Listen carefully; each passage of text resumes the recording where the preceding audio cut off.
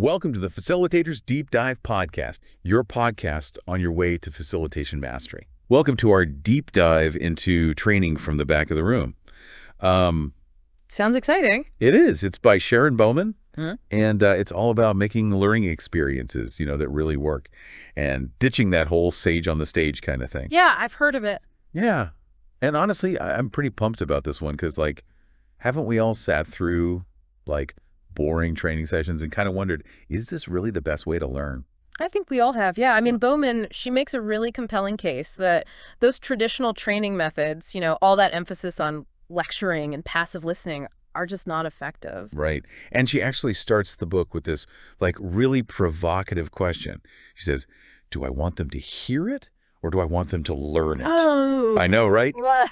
And it really got me thinking, what's the point of training if people aren't actually absorbing and retaining the information? Exactly. And it's not just her opinion or anything. She backs it up with a lot of solid research on how the brain learns best. So there's real science behind this. Oh, yeah. For example, she talks about active participation, how important that is, and multisensory stimulation and positive emotions to create those aha moments that really stick with us. Okay, so it's not just about ditching PowerPoint. Tell me more about this brain-friendly approach. What makes it so different from, the traditional way of doing things? Well, a lot of traditional training relies on what Bowman calls sit and get. So basically, learners are just passively absorbing information. Sit and get. I like that. Yeah, it's pretty catchy. But brain-friendly training, it's all about getting people actively involved. So think games and discussions and hands-on activities, anything that gets people, moving and thinking and interacting with each other. That sounds way more engaging. But does it actually work? Well, Bowman says it absolutely does, and she's got the research to back it up. Of course. When we actively participate in the learning process, our brains actually make stronger connections, and that leads to, better retention and recall. And it's not just about making training more fun, it's about making it more effective. I'm starting to see the light here. Good. So how does Bowman translate this approach into a practical framework? That's where her 4Cs design and delivery process comes in. It's a step-by-step guide to creating training that really engages the learner, from start to finish. Okay, break it down for me. What are the 4Cs and how do they work together? Okay, so the 4Cs stand for connections, concepts, concrete practice, and conclusions. And you can kind of think of it as a cycle. So you start by making connections, then you move into, delivering the concepts, then you provide opportunities for concrete practice, and finally, you wrap up with powerful conclusions. Okay, that makes sense. But can you give me an example? I'm still a little fuzzy on how this actually plays out in a training session. Sure. Imagine you're doing a training on, let's say, effective communication skills. So instead of starting with a long lecture about communication theory, you might kick things off with an activity that gets people talking and connecting with each other. Okay, I like where this is going. What kind of activity? Well, Bowman, she suggests something called the standing fast pass. So basically, as soon as people walk in, you pose a question like, what's one communication challenge you faced recently? And then learners mingle and share their experiences with each other. That's brilliant. It immediately gets people thinking about the topic and sharing their perspectives and connecting with each other. Plus, it's way more engaging than just sitting through a boring introduction. Exactly. And you're also tapping into what's called the primacy recency principle. Have you heard of that? The what now? It's a principle from cognitive psychology. It says that people tend to remember the beginning and end of an experience more vividly than the middle. Oh, interesting. Yeah, so by starting with a bang, you're making a lasting impression and kind of setting the stage for a more memorable learning experience. So it's not just about creating a fun opening activity. It's about strategically using that activity to enhance learning and retention. Yeah, you got it. Now, once you've established those connections, you move into the concepts phase where you actually deliver the content. But even here, Bowman emphasizes keeping it short, sweet, and engaging. Okay, so no more death by PowerPoint. I'm guessing there are specific techniques she recommends for delivering content effectively. Oh, absolutely. She's a big fan of visual aids and interactive exercises and anything that breaks up those long lectures and gets people, actively processing the information. Okay, I'm intrigued. Can you give me an example? How would you approach delivering, say, a complex concept in a way that's both engaging and brain-friendly? Let's stick with our communication skills example. Instead of just bombarding learners with a dense slide deck on active listening techniques, you might use a technique called concept mapping. Concept mapping. I'm not sure I'm familiar with that one. It's basically a visual way to represent information. So you create a diagram with key concepts, and they're linked together by arrows and connectors.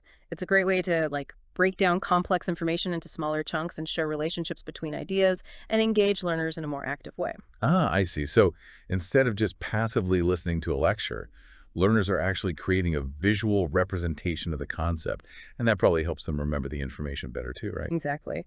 And the beauty of concept mapping is that it can be adapted to fit any topic or learning style. You can have learners create individual maps or work together in groups. You can even use digital tools to create interactive maps. Okay, so we've made connections, delivered the concepts in like bite-sized, engaging chunks. What happens next? That brings us to the third C, concrete practice. This is where learners actually get to apply what they've learned and start building those essential skills. And again, Bowman, she emphasizes active participation and collaboration. Okay, this is where the rubber meets the road. Give me an example of what concrete practice might look like in our communication skills training. One of Bowman's favorite techniques for this phase is paired teachback. So after you introduce a concept, say using I statements to express feelings effectively, learners pair up and take turns teaching each other what they just learned. Oh, I love that. It's Yeah. like that saying, the best way to learn something is to teach it. Right. And with paired teachback, you're not only reinforcing the learning, but you're also helping learners develop their communication and presentation skills and build confidence. That's awesome. So learners are actively engaging with the material, teaching each other, and building practical skills. I mean, it sounds like this concrete practice phase is really where the magic happens. It really is. And the best part is Bowman, she offers a ton of different concrete practice activities, so you can find the ones that best suit your learners and the topic at hand. Okay, so we've connected, we've explored the concepts, we've put our knowledge into practice. What's the final C? How do we wrap things up effectively? That's conclusions. And it's more than just summarizing what's been covered. It's about ending on a high note, cementing the learning, and leaving learners feeling inspired and motivated to apply what they've learned. Okay, so no more. Okay, class dismissed. See you next time. What are some of Bowman's recommendations for creating powerful conclusions? Well, remember that primacy-recency principle we talked about earlier? Yeah. Well, it applies to endings too. People tend to remember the last thing they experience more vividly, so you want to make sure those final moments are impactful and memorable. Right. So no trailing off into logistical details or rushing through a quick summary. How do we make it impactful?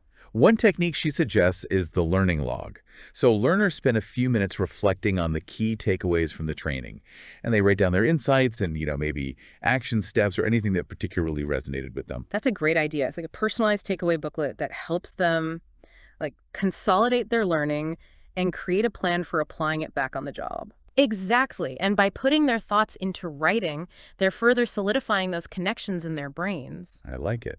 So we've covered the 4 Cs, and I'm already starting to see how this framework can transform training, from a passive, boring experience to something much more active and engaging and effective. That's exactly the point. And the best part is these principles, they aren't just limited to formal training sessions. You can apply them to any learning environment, from team meetings to presentations to even casual conversations. Okay, I'm definitely starting to see the potential here.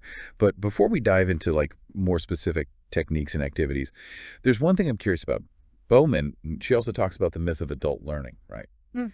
What's her take on that? Does she buy into all those traditional assumptions about how adults learn differently from children? That's one of the things I find most refreshing about Bowman's approach. She challenges those traditional assumptions head on. She argues that the principles of effective learning, they apply to everyone, regardless of age. Okay, I have to admit, I'm a little skeptical. I've always heard that adults need to see the relevance of what they're learning, that they're more self-directed, and that they prefer a more hands-on approach. Those are all valid points, but Bowman, she argues that they're not unique to adults. Children also need to see the relevance of what they're learning. They also create autonomy and control over their learning experiences, and they also thrive on hands-on activities. That's an interesting perspective. So it's not about treating adults differently. It's about creating a learning environment that honors everyone's natural curiosity and desire to grow. Exactly. And that's a really liberating insight because it means we don't have to get bogged down in all those, rigid assumptions about adult learning. We can just focus on creating learning experiences that are genuinely engaging and interactive and impactful for everyone. Okay, I'm sold. I'm ready to ditch those outdated assumptions and embrace a more human-centered approach to learning. So what's next? I'm eager to learn more about how to put all of this into practice. Well, Bowman has a whole treasure trove of activities and techniques to help you do just that. And in the next part of our deep dive, we'll be exploring some of her most effective strategies for bringing the four C's to life. Okay, I can't wait. This is going to be good. Yeah. All right, so we've laid the groundwork with the 4Cs framework and Bowman's, brain-friendly approach. Now, let's get down to brass tacks. I'm ready to hear about some specific activities and techniques we can use to make learning truly engaging. Okay, buckle up because Bowman has a whole toolbox of 65 activities, and they're all designed to energize each stage of the four C's. 65 activities. That's a lot to unpack. Where do we even begin? Well, let's start with the connections phase, that crucial first step in setting the stage for, a memorable learning experience. Remember the primacy recency principle we talked about? Uh-huh. Well, Bowman has some brilliant techniques for grabbing attention right from the get-go. I'm all ears. Hit me with your favorite connection activity. One that I love is dot voting. It's incredibly simple, but super effective. You basically post the learning outcomes for the session on large charts around the room.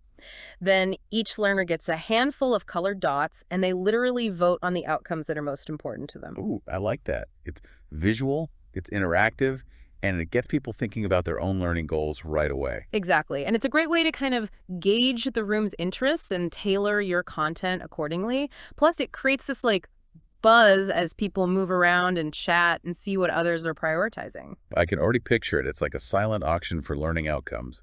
But instead of bidding with money, people are bidding with their attention. Yeah.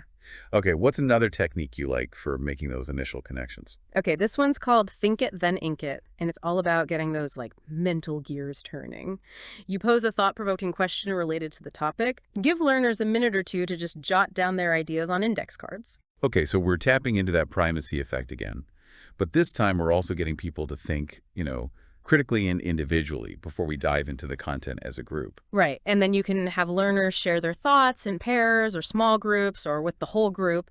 And this helps to kind of surface different perspectives, build a sense of shared exploration, and kind of establish a foundation for the learning that's to come. I love these ideas. They're so simple, yet so effective.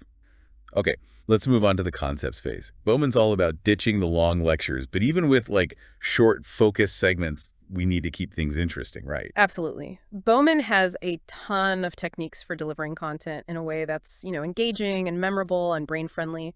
One that I find really effective is rapid response. Rapid response. What's that? It's super simple. After you deliver a short burst of information, maybe 5-10 minutes worth, you pause and you ask learners to just quickly jot down the 3 most important points they just heard.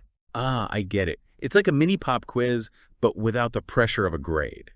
It forces people to pay attention and process the information actively. Exactly. It's a quick check for understanding, and it helps to kind of solidify learning in real time. Plus, it gives you, the facilitator, valuable feedback on whether people are, grasping the key concepts. Okay, rapid response. I'm adding that to my toolkit. What about another technique for making the concepts phase more interactive? Okay, this one's a bit more elaborate, but it's super fun and engaging. It's called Pass the Card. So each learner gets an index card with a question or a prompt related to the topic, and after you deliver a short segment of information, they pass the card to their neighbor, and then their neighbor has to answer the question or respond to the prompt. Ooh, I like that. It's like a chain reaction of learning. Yeah. And it keeps everyone actively involved throughout the entire concepts phase. No zoning out allowed. Right. And it encourages collaboration and peer-to-peer learning, which is another, key principle of Bowman's approach. Okay, those are some great ideas for delivering content in a way that's engaging and brain-friendly. Now let's move on to concrete practice. This is where learners get to apply what they've learned and start building those essential skills. I'm eager to hear what Bowman has up her sleeve for this phase. This is where Bowman really shines. She offers a wealth of creative and interactive techniques to choose from. One that's particularly effective is paired teach-back. Oh, we touched on that earlier. I love the idea of learners taking turns teaching each other. It's such a powerful way to solidify learning and build confidence. Right. And it doesn't have to be limited to pairs. You can also do small group teachbacks, where each group kind of gets to present their understanding of a concept or a skill to the rest of the class. That's a great idea. It adds a layer of accountability and encourages learners to collaborate and support each other. Exactly. And it also gives you, the facilitator, an opportunity to kind of assess learning and provide feedback in a more like informal and supportive setting. Okay, paired teach back. Check. Mm. What about another technique for concrete practice? Something that might work well for more individual skills development. One that comes to mind is skill stations. This works especially well if you have a larger group and you want to give learners the opportunity to like practice different skills at their own pace. Skill stations, tell me more. You basically set up different stations around the room, each focusing on a specific skill or concept. And learners can then choose which stations they want to visit and spend as much time as they need practicing each skill. It's like a learning buffet. Learners can sample different skills and focus on the ones that are most relevant to their needs or interests. Exactly. And it allows for a lot of flexibility and individualization within the learning process. Okay, so we've got paired teach back for like collaborative practice and skill stations for more individual exploration. What about something a bit more, shall we say, playful? I'm always a fan of incorporating games into learning. Bowman's got you covered. She's a big advocate for using games to kind of reinforce learning and make it more fun. And one of her favorites is cooperative Jeopardy. Cooperative Jeopardy. Now you've got my attention. It sounds like a fun twist on the classic game show. It is. It's like regular Jeopardy, but instead of competing against each other, learners work together in teams to come up with the answers. Ah, I love that.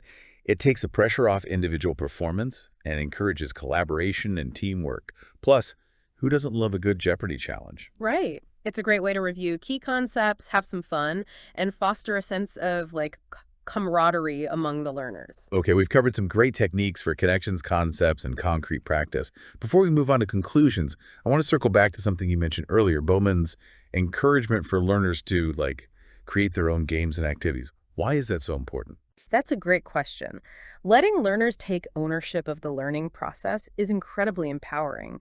It taps into their creativity, allows them to kind of tailor activities to their specific learning styles, and it deepens their investment in the training. It's like they become co-creators of the learning experience rather than passive recipients of information. Exactly.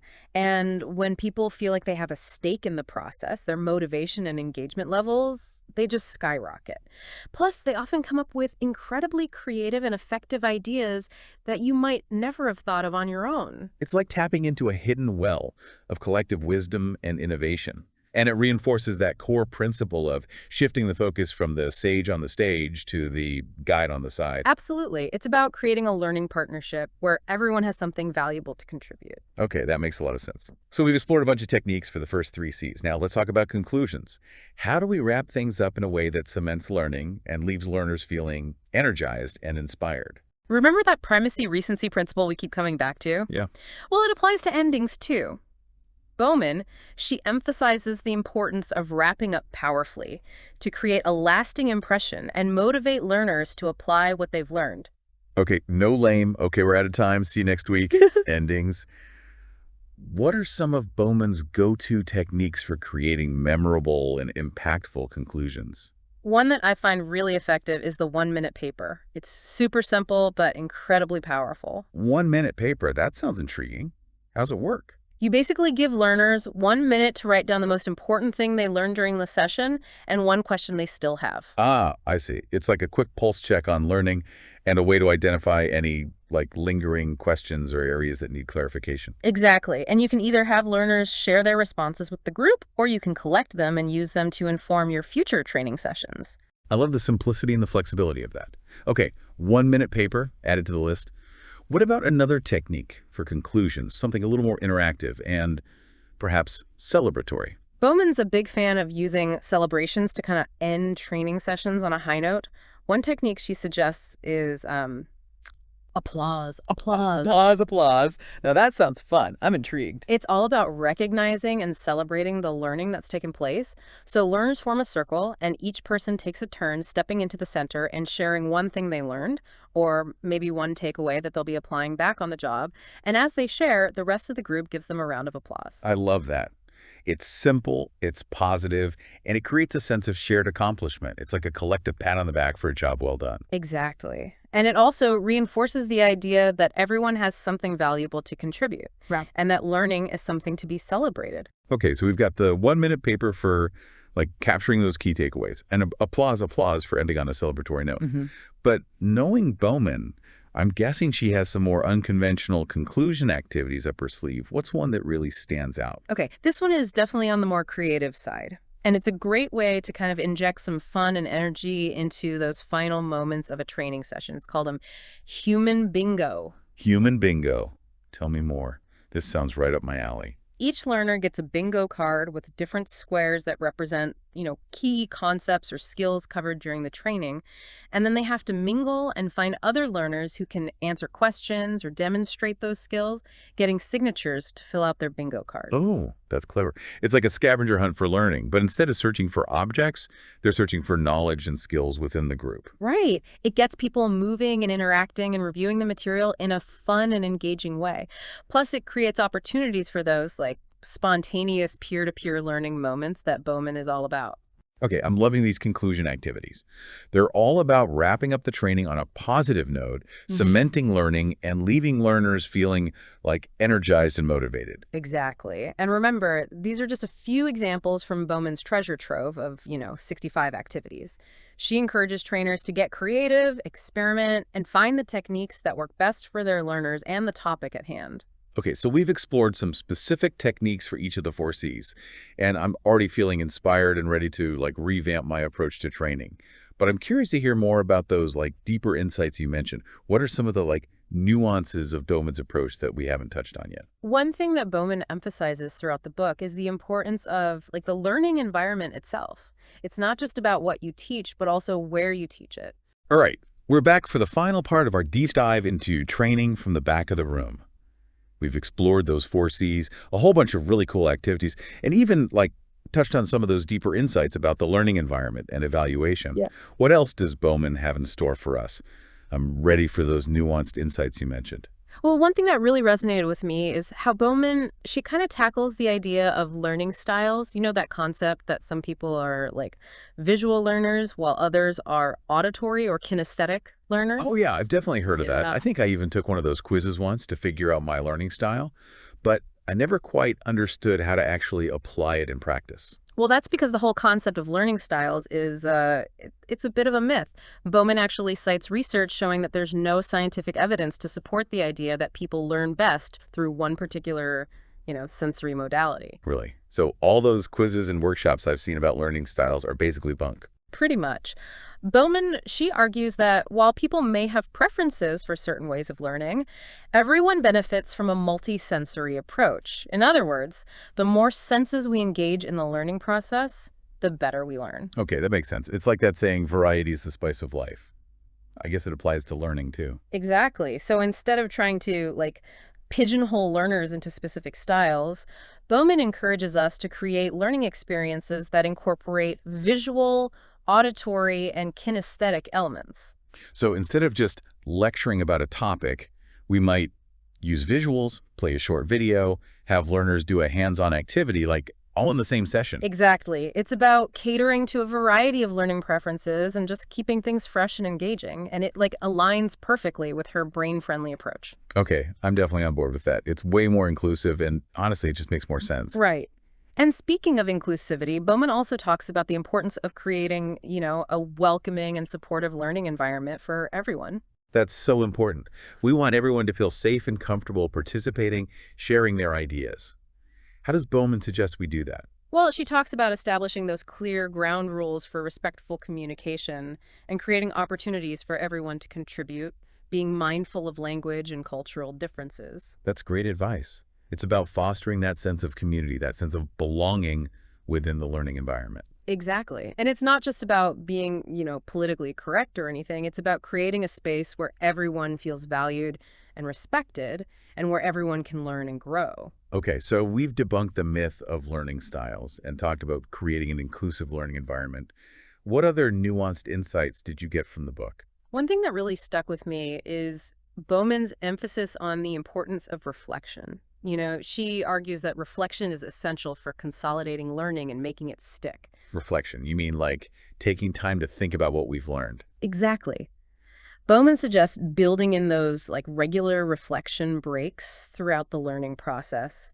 It could be as simple as just giving learners a few minutes to jot down their thoughts in a journal or have them discuss their insights with a partner. Yeah, I can see how that'd be really helpful. It's easy to just passively absorb information, but when we actually take the time to reflect on it, we're forced to process it more deeply and make connections to our own experiences. Right. And it also helps learners kind of identify what they've learned, what they still need to work on, how they can apply their new knowledge and skills in the real world. Okay, so reflection is key.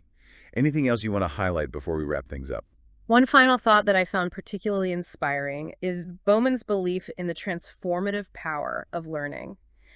She sees learning not just as a means to an end, but as an end in itself, like a lifelong journey of growth and discovery. I love that. It's about cultivating a love of learning, that sense of curiosity and wonder that stays with us throughout our lives. Exactly. And she encourages trainers to approach their work with that same sense of passion and enthusiasm, to see themselves as guides, as facilitators on this, incredible journey of learning. Well said. This has been an awesome deep dive into training from the back of the room. We explored that 4Cs framework, a ton of really practical activities, and some super thought-provoking insights about the learning process. And remember, you don't have to be a professional trainer to benefit from these ideas. Whether you're giving a presentation or leading a team meeting or even just having a conversation with a friend, you can apply these principles to make any learning experience, more engaging and impactful and fun. Absolutely. This book has given me a whole new perspective on learning, and I'm excited to start incorporating these techniques into my own life. Any final words of wisdom for our listeners as they embark on their own learning adventures? Just remember, learning is not a spectator sport. It's about active participation, engagement, and a willingness to step outside your comfort zone. So embrace the challenge, have fun, and never stop learning. Beautifully said. And that's a wrap on our deep dive into training from the back of the room. We hope you enjoyed the journey and gleaned some valuable insights along the way. Until next time, keep those brains buzzing and those learning fires burning bright. See you next time on the Facilitators Deep Dive Podcast, your podcast on your way to facilitation mastery. Until next time. See you then.